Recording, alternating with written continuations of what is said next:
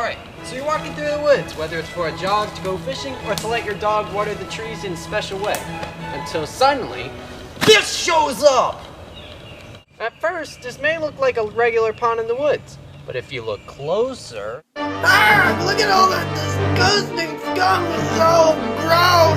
Oh my gosh, it looks like this pond is poison or something! I bet there are evil fungi at the bottom of it. Ew! And look at those terrifying bugs! They look like they came from some horror sci-fi flick where they obviously eat people! Why should these things exist on this planet? Okay, calm down. It really seems like you haven't been educated what these things are. Hey! Seems believing, isn't it? Well, have you ever heard, don't judge a book by its cover? I thought so.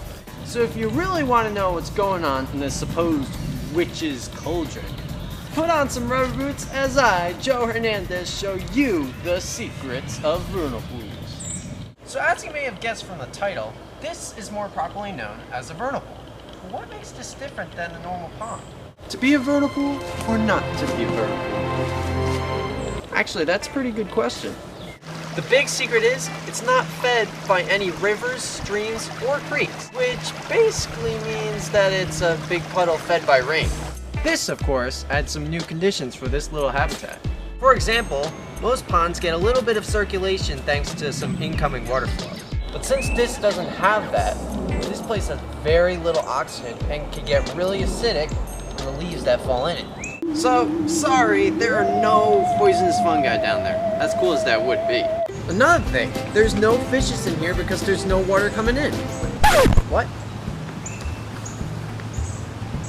What? There are species of tropical killifish that have adapted for living in vernal pools in South and Central America? Wow, I never knew that.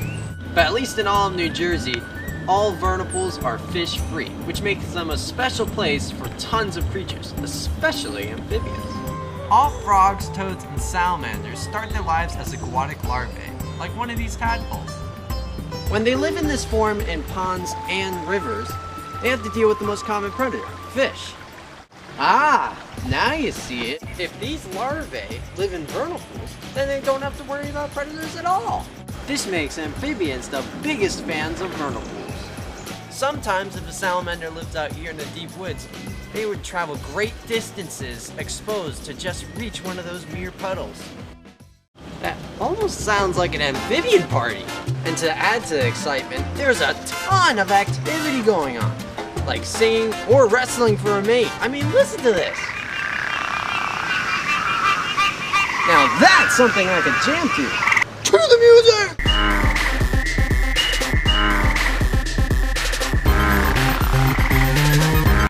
When it comes to decorations, you may have to wait till next morning. Frog, toad, and salamander eggs may feel slimy, but they come in a variety of shapes that are truly worth looking at. So now you know what a vernal pool is and how important it is for amphibians. But, unfortunately, the story's not over.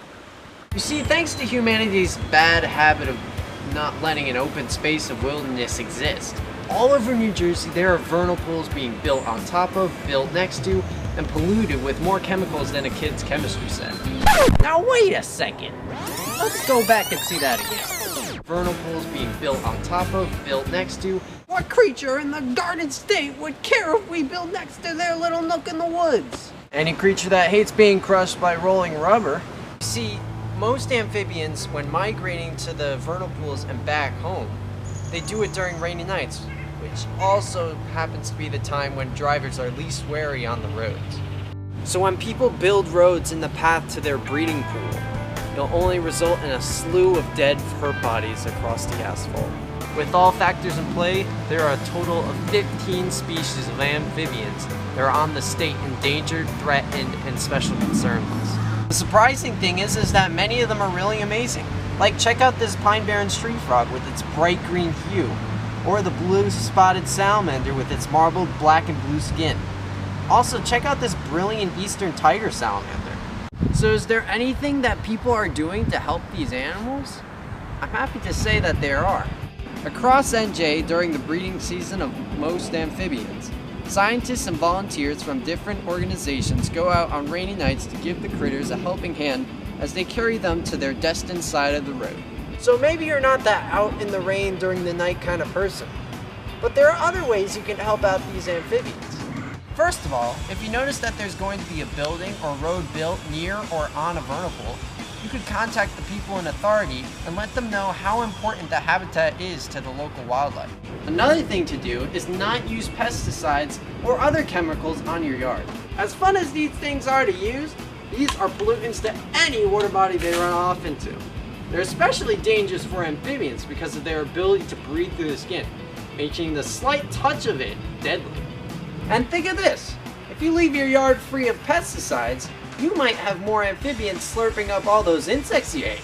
And last but not least, you could create your very own vernal pool, like the one that they built at New Jersey Audubon's Waddle Stewardship Center.